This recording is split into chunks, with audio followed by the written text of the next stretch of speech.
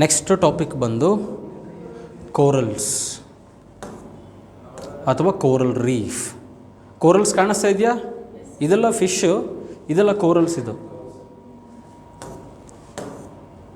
Corals ಅಂದರೆ ಏನು?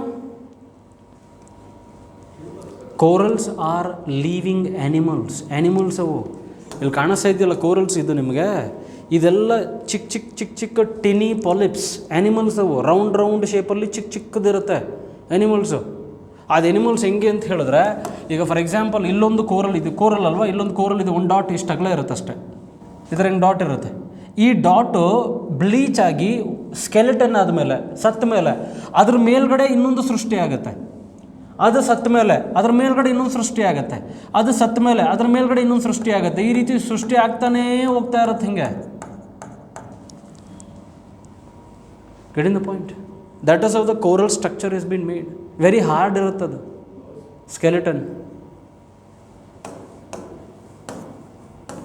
ನೋಡಿ, corals is actually a living animal.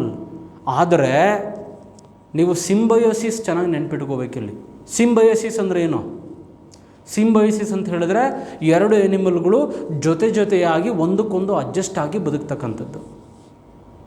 ಒಂದ್ರ ಮೇಲೆ ಇನ್ನೊಂದು ಡಿಪೆಂಡ್ ಆಗಿರ್ತದೆ. That is symbiosis. ಈ ಲಿವಿಂಗ್ ಆ್ಯನಿಮಲ್ ಇದೆಯಲ್ಲ, it is not an independent animal. ತನಗೆ ತಾನೇ ಬದುಕೋದಕ್ಕೆ ಸಾಧ್ಯನೇ ಇಲ್ಲ ಇದು. Because it is dependent upon zooxanthellae. ಇಲ್ಲಿ ನಿಮಗೆ ಕಾಣಿಸ್ತಿದೆಯಲ್ಲ ಡಿಫ್ರೆಂಟ್ ಕಲರ್ ಕೋರಲ್ಸು. ಅದಕ್ಕೆ ಕಲರ್ ಬಂದಿರೋದೇ ಝೂಝ್ಯಾಂಥಲೆಯಿಂದ. Zooxanthellae is a microscopic plant. ಚಿಕ್ಕ ಪ್ಲ್ಯಾಂಟ್ ಅದು. ಆ ಪ್ಲ್ಯಾಂಟ್ ಬಂದು ಫೈಟೋಪ್ಲಾಂಕ್ಟನ್ ಅದು. ಆ ಪ್ಲ್ಯಾಂಟ್ ಬಂದು ಈ ಟಿನಿ ಆ್ಯನಿಮಲ್ಗಳ ಮೇಲೆ ಬಂದು ಕೂರುತ್ತೆ. ಕರೆಕ್ಟ್? ಆ ಪ್ಲ್ಯಾಂಟಿಗೆ ಶೆಲ್ಟರ್ನ ಕೊಡೋದು ಯಾರು? ಜಾಗವನ್ನು ಕೊಡೋದು ಯಾರು? ಕೋರಲ್ಸು. ಆ ಪ್ಲ್ಯಾಂಟ್ಗಳಿಗೆ ಬೇಕಾಗಿರುವಂಥ ಕಾರ್ಬನ್ ಡೈಆಕ್ಸೈಡನ್ನು ಬ್ರೀದಿಂಗ್ ಮಾಡಿ ಕೊಡೋದು ಯಾರು? ಕೋರಲ್ಸು. ಇನ್ ರಿಟರ್ನ್ ಆ ಕೋರಲ್ಸ್ಗಳಿಗೆ ಕಾರ್ಬನನ್ನು ಸೆಕ್ರೇಷನ್ ಮಾಡುವಂಥ ಕೆಪಾಸಿಟಿಯನ್ನು ಬಿಲ್ಡ್ ಮಾಡೋದಕ್ಕೆ, ಅದಕ್ಕೆ ಆಕ್ಸಿಜನ್ ಸಪ್ಲೈ ಮಾಡೋದು ಯಾವುದು? ಈ ಫೈಟೋಪ್ಲಾಂಕ್ಟನ್ಸ್. ಫುಡ್ಡನ್ನು ಪ್ರೊವೈಡ್ ಮಾಡೋದು ಯಾವುದು? ಈ ಫೈಟೋಪ್ಲಾಂಕ್ಟನ್ಸ್. ಈ ರೀತಿ ಸಿಂಬಯೋಟಿಕ್ ರಿಲೇಷನ್ಶಿಪ್ಪಲ್ಲಿ ಇವೆರಡು ಬದುಕ್ತವೆ, ನೆನ್ಪಿಟ್ಕೋಬೇಕು. The coral reef is an under water ecosystem. ನೀರಿನ ಒಳಗಡೆ ಮಾತ್ರ ಇರುತ್ತೆ, ನೀರಿನ ಮೇಲ್ಗಡೆ ಇರಲ್ಲ. Coral polyps has a symbiotic relationship with zooxanthellae microscopic algae. Right? Zooxanthellae assist the corals in nutrient production. ಝೂಝ್ಯಾಂಥಲೆ ಯಾವುದರಲ್ಲಿ ಹೆಲ್ಪ್ ಮಾಡುತ್ತೆ ಕೋರಲ್ಸ್ಗೆ? ನ್ಯೂಟ್ರಿಯೆಂಟ್ ಪ್ರೊಡಕ್ಷನ್ ಅಂದರೆ food. And its photosynthetic activity ಮಾಡೋ ಮುಖಾಂತರ ಅದು ಫುಡ್ಡನ್ನು ಪ್ರೊವೈಡ್ ಮಾಡುತ್ತೆ. ಆ್ಯಂಡ್ ಅದರ ರಿಟರ್ನ್ಗೆ corals provide them shelter and steady supply of carbon dioxide. ಬೇಕಲ್ಲ ಅದಕ್ಕೆ, ಪ್ಲ್ಯಾಂಟಿಗೆ ಕಾರ್ಬನ್ ಡೈಆಕ್ಸೈಡ್ ಬೇಕಲ್ಲ ಫುಡ್ಡನ್ನು ಪ್ರೊಡ್ಯೂಸ್ ಮಾಡೋದಕ್ಕೆ. ಸೊ ಈ ರೀತಿ ಸಿಂಬಯೋಟಿಕ್ ರಿಲೇಷನ್ಶಿಪ್ಪಲ್ಲಿ ಇವು ಬದುಕ್ತವೆ. ಇಲ್ಲಿ ಕೋಲ್ಡ್ ಕರೆಂಟು, ವಾರ್ಮ್ ಕರೆಂಟದ್ದು ಗ್ರಾಫ್ ಹಾಕಿದ್ದೀನಿ. ಯಾಕೆಂದರೆ ನಮ್ಮ ದೇಶದಲ್ಲಿ ಎಲ್ಲೆಲ್ಲಿ ಅಂದರೆ ಇಡೀ ಪ್ರಪಂಚದಲ್ಲಿ ಎಲ್ಲೆಲ್ಲಿ ಕೋರಲ್ಸ್ ಕಂಡು ಬರುತ್ತೆ, ಎಲ್ಲೆಲ್ಲಿ ಕೋರಲ್ಸ್ ಬರಲ್ಲ ಅಂತ. Corals like warm waters.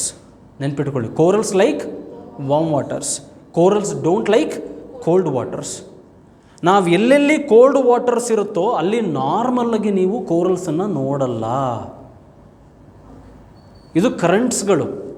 ಕೆನೇರಿಯನ್ current, ಅದು ಬಿಟ್ಟರೆ Gulf Stream, equatorial current, Peruvian current, Brazilian current, Agulhas current, ಇವೆಲ್ಲ ಕರೆಂಟ್ಸ್. ಓದಿದ್ರೆ ಜೋಗ್ರಫಿನಲ್ಲಿ ಆಲ್ರೆಡಿ. ಕರೆಂಟ್ಸ್ ಅಂತ ಹೇಳಿದ್ರೆ the vertical movement of the water from one place to another place. ಆ ವಾಟರ್ ವಾರ್ಮ್ ಆಗಿದ್ದರೆ ಅದನ್ನು ವಾರ್ಮ್ ಕರೆಂಟ್ ಅಂತ ಕರಿತೀವಿ, ರೆಡ್ ಕಲರಲ್ಲಿರುತ್ತೆ. ಕೋಲ್ಡ್ ಆಗಿದ್ದರೆ ಕೋಲ್ಡ್ ಕರೆಂಟ್ ಅಂತ ಕರಿತೀವಿ. ಎಲ್ಲಿ warm current cold current meet ಆಗುತ್ತೋ ಆ ಜಾಗದಲ್ಲಿ ಕೋರಲ್ಸ್ ಇರಲ್ಲ. Because corals don't like cold water. Got it? ಈ ಪ್ರಶ್ನೆಗೆ ಉತ್ತರ ಹೇಳಿ.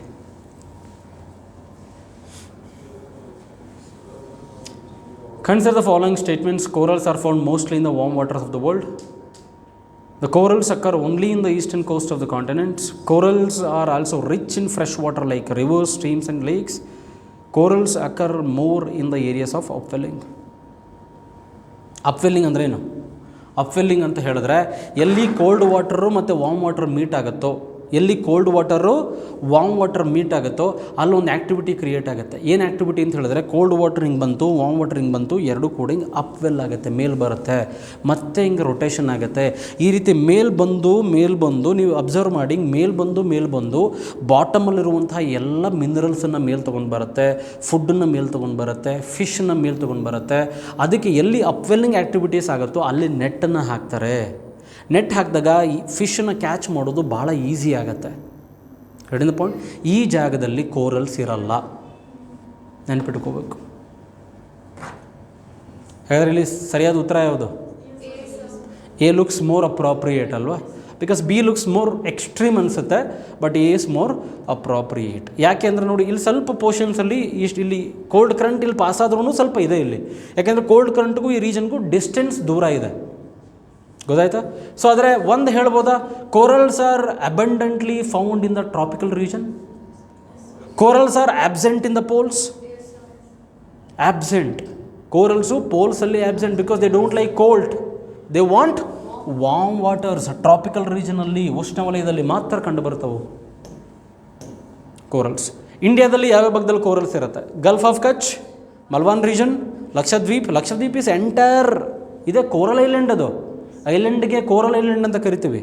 Gulf of Mannar, Andaman and Nicobar ಎಂಥ ಪ್ಲೇಸ್ ಅಂತ ಹೇಳಿದ್ರೆ ಏನಿಲ್ಲ ಅಂತ ಕೇಳಿ. ಅಲ್ಲಿ ಎವರ್ಗ್ರೀನ್ ಫಾರೆಸ್ಟ್ ಇಲ್ವಾ, ಡೆಸಿಡಿಯಸ್ ಫಾರೆಸ್ಟ್ ಇಲ್ವಾ, ಆಲ್ಫೈನ್ ಫಾರೆಸ್ಟ್ ಇಲ್ವಾ, ಮೌಂಟೇನ್ಸ್ ಇಲ್ವಾ, ಅಥವಾ ಕೋರಲ್ಸ್ ಇಲ್ವಾ, ಮ್ಯಾಂಗ್ರೋವ್ಸ್ ಇಲ್ವಾ, ರಿವರ್ಸ್ ಇಲ್ವಾ, ಏನಿಲ್ಲ. What not, it is mix of everything. ಯಾಕೆ ಅಷ್ಟೊಂದು ನೇಚರ್ ಇದೆ ಅಲ್ಲಿ? ಯಾಕೆ ಅಷ್ಟೊಂದಿದೆ ಅದರಲ್ಲಿ? ಎಲ್ಲ ಇದು ಇದೆ. Y?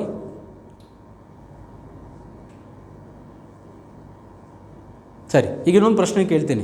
What are the starting point of Himalayas? Himalaya ಹುಟ್ಟೋದಲ್ಲಿ, ಹಿಮಾಲಯ ಮೌಂಟೇನ್ಸ್ ಹುಟ್ಟುವಂಥ ಜಾಗ ಯಾವುದು? ಹಾಂ,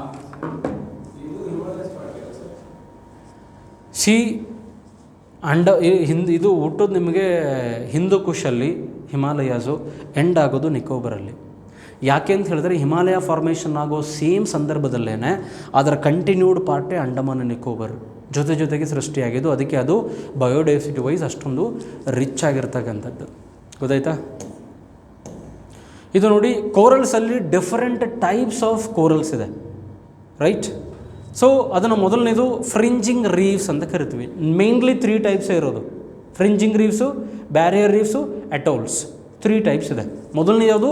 ಫ್ರಿಂಜಿಂಗ್ ರೀವ್ಸ್ ಅಂತ ಹೇಳಿದ್ರೆ ಒಂದು ಲ್ಯಾಂಡ್ ಇದ್ದು ಲ್ಯಾಂಡ್ಗೆ ಅಟ್ಯಾಚ್ ಆದಂಗೆ ಕೋರಲ್ಸ್ಗಳು ಬೆಳೀತವೆ. ಲ್ಯಾಂಡಿಗೆ ಅಟ್ಯಾಚ್ ಆದಂಗೆ ಅದು ಫ್ರಿಂಜಿಂಗ್ ರೀಫ್. ಇದು ಮೊದಲನೇ ಟೈಪು. ಎರಡನೇದು, ಲ್ಯಾಂಡಿಂದ ಇಲ್ಲೆಲ್ಲೋ ಲ್ಯಾಂಡ್ ಇರುತ್ತೆ, ಲ್ಯಾಂಡಿಂದ ಸಪ್ರೇಟ್ ಆಗಿಬಿಡುತ್ತೆ, ಅದು ದೂರ. ಆ ರೀತಿ ಕಂಟಿನ್ಯೂಸ್ ಆಗಿ ಬೆಳೆಯುತ್ತೆ ಕೋರಲ್ಸು, ಎಷ್ಟೋ ಕಿಲೋಮೀಟರ್ಗಳಿರುತ್ತೆ. ಅದನ್ನೇನಂತ ಕರಿತೀವಿ ನಾವು? Barrier reef. ಮೂರನೇದು ಅಟೋಲ್ಸ್ ಅಂದರೆ ಯಾವುದೇ ಲ್ಯಾಂಡಿಗೆ ಅದು ಅಟ್ಯಾಚೇ ಆಗಿರಲ್ಲ, ಸಪ್ರೇಟ್ ಆಗಿರುತ್ತೆ. ಮೂರು ಹೆಂಗೆ ಫಾರ್ಮೇಷನ್ ಆಗುತ್ತೆ ಅಂತ ಒಂದು ಗ್ರಾಫಲ್ಲಿ ನಾನು ನಿಮ್ಗೆ ತಿಳಿಸ್ತೀನಿ, ನೀಟಾಗಿ ಅಬ್ಸರ್ವ್ ಮಾಡಿ.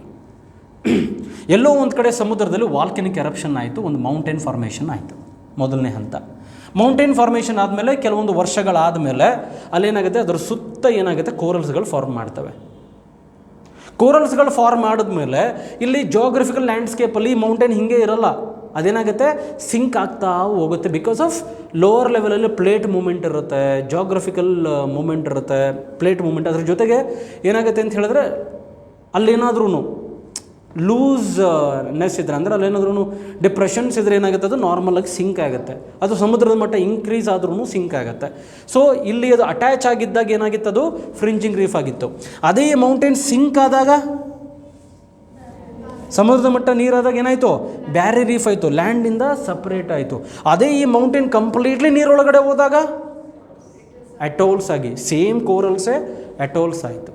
ಸೊ ಈ ರೀತಿ ಯಾವುದೇ ಥರ ಒಳಗಡೆ ಹೋಗಿದೆಯೋ ಅದಕ್ಕೆ ತುಂಬ ಹಳೆಯದು ಅಂತ ಅರ್ಥ, ಇದು ಮಿಡಲ್ ಏಜ್ ಅಂತ ಅರ್ಥ, ಇದು ರೀಸೆಂಟಾಗಿರೋದು ಅಂತ ಅರ್ಥ. ಈ ಮೂರಲ್ಲಿ ತುಂಬ ಹಳೇದು ಯಾವುದು, ಅಟೋಲ್ಸ್. ಕರೆಕ್ಟ್ ಅಲ್ಲ? ಸಾವಿರಾರು ವರ್ಷಗಳಾದಮೇಲೆ ಅದು ಈ ಥರ ಅಟೋಲ್ ಆಗಿ ಪರಿವರ್ತನೆ ಆಗಿರುತ್ತೆ. ಈ ಮೂರು ರೀಫ್ಗಳನ್ನ ನಾವು ಡಿಫ್ರೆಂಟ್ ರೀಫ್ಸಲ್ಲಿ ನೋಡಿದ್ದೀವಿ.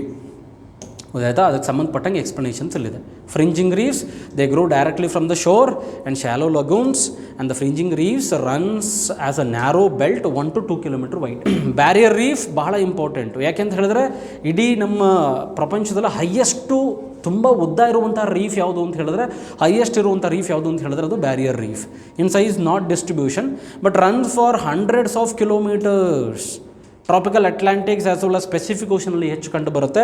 ಅದರಲ್ಲಿ 1200 miles ಲಾಂಗ್ ಇರುವಂತಹ Great Barrier Reef of Australia is the largest or the longest barrier reef in the world. Correct? Australian continent ನೋಡಿದ್ದೀರಾ? ಆಸ್ಟ್ರೇಲಿಯನ್ ಕಾಂಟಿನೆಂಟನ್ನು ಈಸ್ಟರ್ನ್ ಪಾರ್ಟಿಗೆ ಇದು ಬರುತ್ತೆ.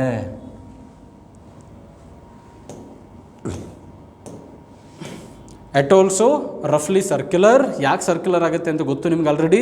As a depth of 80 to 150 meters, far more common in Pacific regions. ಅದರಲ್ಲಿ Fiji atolls ಸುಮಾರು famous, ಅದು examples of the well known atolls. ಅದು ಬಿಟ್ಟರೆ ಲಕ್ಷದ್ವೀಪ್ ಅಲ್ಲಿ ಸುಮಾರು ನಂಬರ್ ಆಫ್ ಅಟೋಲ್ಸ್ಗಳು ಇದ್ದಾವೆ. ಪ್ರೋಸೆಸ್ ಹೆಂಗಾಗುತ್ತೆ ಅಂತ ಆಲ್ರೆಡಿ ಹೇಳಿದ್ದೀನಿ ನಿಮಗೆ. Right. Ideal condition for coral growth. Corals ಚೆನ್ನಾಗಿ ಗ್ರೋತ್ ಆಗಬೇಕು ಅಂದರೆ ಹೆಂಗಿರಬೇಕು condition? Stable climate condition. Climate ಏನಾಗಿರಬೇಕು? ಸ್ಟೇಬಲ್ ಆಗಿರಬೇಕು. And perpetually warm waters, because ಅದಕ್ಕೆ ಕೋಲ್ಡ್ ವಾಟರ್ಸು ಇಷ್ಟ ಆಗಲ್ಲ. They thrive tropical waters 30 degree north and 30 degree south ಒಳಗಡೆನೇ ಅದು ಜಾಸ್ತಿ ಕಂಡು ಬರೋದು, ಅಂದರೆ ಟ್ರಾಪಿಕಲ್ ರೀಜನ್ಸಲ್ಲಿ. Why corals reefs are absent on the western coast of tropical continents? ಅದು ನಾವು ನೋಡಿದ್ದೀವಿ. ಮೋಸ್ಟ್ ಆಫ್ ದಮ್ ಇರಲ್ಲ because of cold currents. Because of the coral oceanic currents corals warm waters, like warm waters, they don't like cold waters. Shallow waters corals require fairly good amount of sunlight to survive. ಭಾಳ important sunlight, ಭಾಳ important ಅದಕ್ಕೆ. ಈಗ for example sunlight ಇಲ್ಲಿದೆ, ಸಮುದ್ರ ಮಟ್ಟ ಇಲ್ಲಿದೆ ಅಂದರೆ sunlight ಇಲ್ಲಿಂದ ಬೀಳಬೇಕು.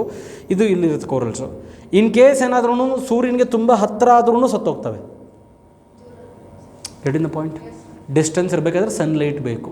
ಸನ್ಲೈಟ್ ಇಲ್ಲ ಅಂದರೆ ಹೆಂಗೆ ಸರ್ವೈವ್ ಆಗುತ್ತೆ? ಬಿಕಾಸ್ ಆ ಝೂಝ್ಯಾಂತಲೇ ಇದೆಯಲ್ಲ, ಆ ಝೂಝ್ಯಾಂತಲೇ ಫೋಟೋಸಿಂಥಸಿಸ್ ಮಾಡೋದಕ್ಕೆ ಸನ್ಲೈಟ್ ಬೇಕೇ ಬೇಕಲ್ಲ. ಕರೆಕ್ಟ್? ತುಂಬ ಡೀಪಲ್ಲಿ ಅಬೇಸಲ್ ಝೋನಲ್ಲಿ ಕೋರಲ್ಸ್ ಇರುತ್ತೆ ಅಂತ ಹೇಳಿದ್ರೆ ನಂಬ್ತೀರಾ ನೀವು? Not possible.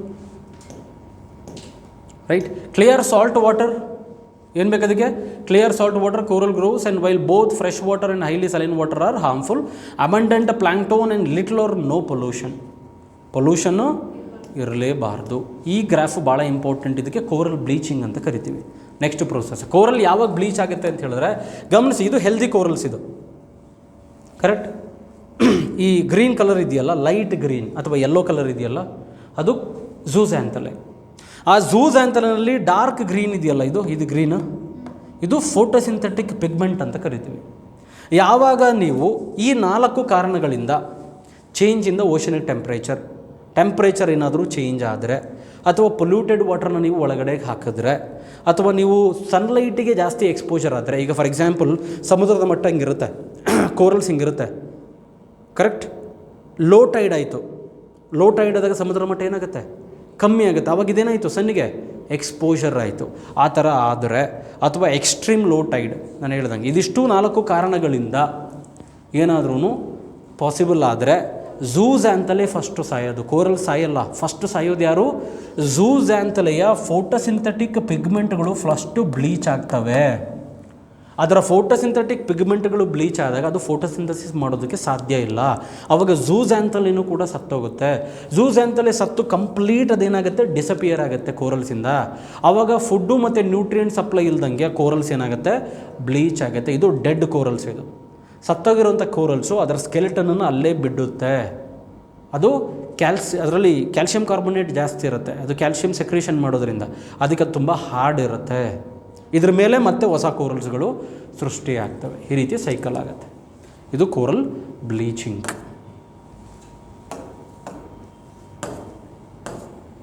ಇದು ಬ್ಲೀಚ್ಡ್ ಕೋರಲ್.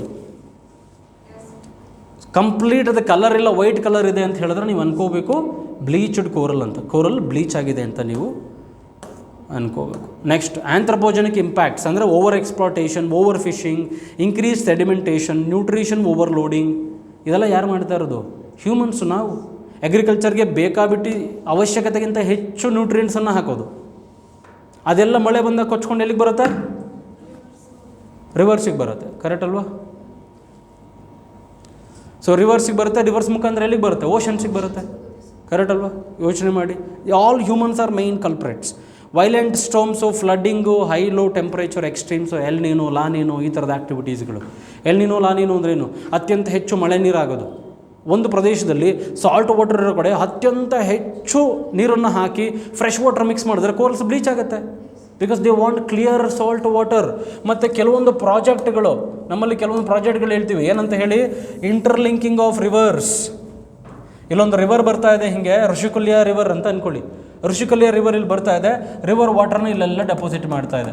ಇಲ್ಲೆಲ್ಲೂ ಕೋರಲ್ಸ್ ಇರೋಲ್ಲ, ಬಟ್ ಅದರ ಕೋರಲ್ಸ್ ಇಲ್ಲಿರ್ತವೆ. ನೀವೇನು ಮಾಡ್ತೀರಿ, ಇಲ್ಲೊಂದು ಚಿಕ್ಕದೊಂದು ಪಟ್ಟಣ ಇದೆ, ಟೌನ್ ಇದೆ, ಅಥವಾ ಏನೊಂದು ವಿಲೇಜ್ ಇದೆ.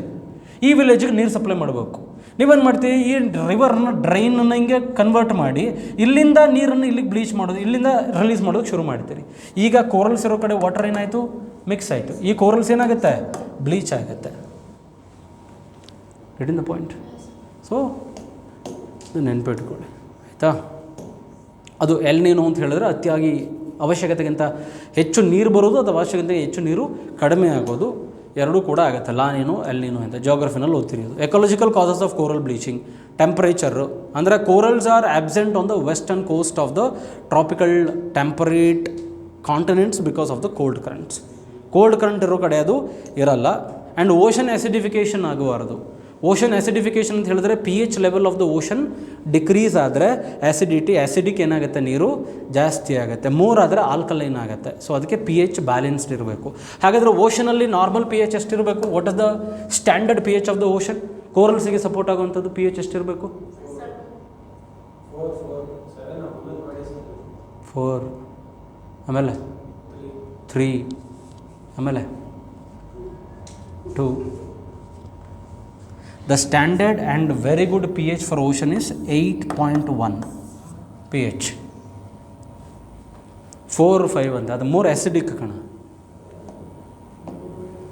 ನೆಕ್ಸ್ಟ್ ಆಯಿತಾ? So ocean acidification has reduced coral calcifying ability. Calcifying ಎಬಿಲಿಟಿನ ಅದು ಕಡಿಮೆ ಮಾಡುತ್ತೆ.